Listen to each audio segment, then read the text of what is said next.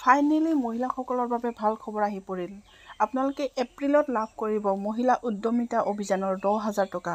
আজি মুখ্যমন্ত্ৰী ডাঙৰীয়াই নিজেই ঘোষণা কৰিছে যে মহিলাসকলে মহিলা উদ্যমিতা অভিযানৰ 10,000 টকা এপ্ৰিলত লাভ কৰিব।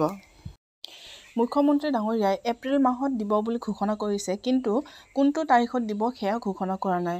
আপোনালোকে কোনটো তাৰিখত মুখ্যমন্ত্ৰী ডাঙৰীয়াই এই 10,000 টকা আপোনালোকৰ বাবে দিব আৰু কি প্ৰচেছ আৰু কৰিব লাগিব বা কিবা আৰু নতুনকৈ প্ৰচেছ আহিব নেকি, সেই সকলোবোৰ আপডেট আপোনালোকে পাই থাকিবৰ বাবে মোৰ চেনেলটো ছাবস্ক্ৰাইব কৰি লওক, কাষত থকা বেল আইকনটো বজাই লওক মোৰ নতুন ভিডিঅ'বোৰ পাই থাকিবৰ বাবে।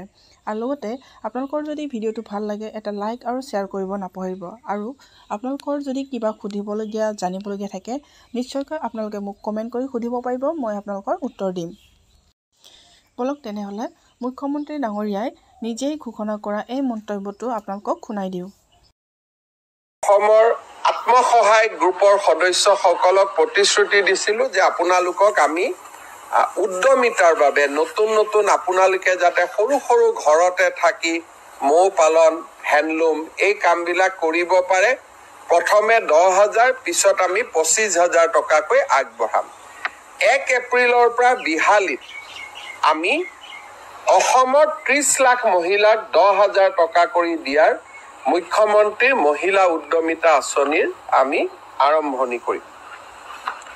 মুখ্যমন্ত্ৰীৰ নিযুত মইনা আঁচনি যোৱা বছৰতকৈ এইবাৰ হিতাধিকাৰী প্ৰায় দুগুণতকৈ বেছি বৃদ্ধি হ'ব।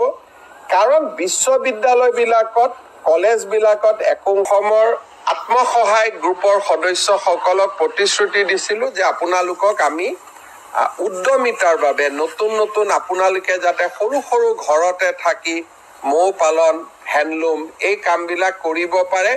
প্ৰথমে 10,000, পিছত আমি 25,000 টকাকৈ আগবঢ়াম।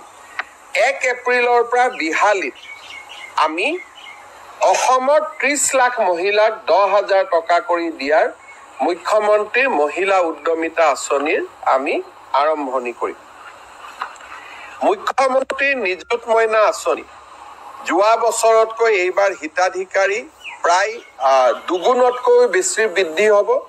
কাৰণ বিশ্ববিদ্যালয়বিলাকত কলেজবিলাকত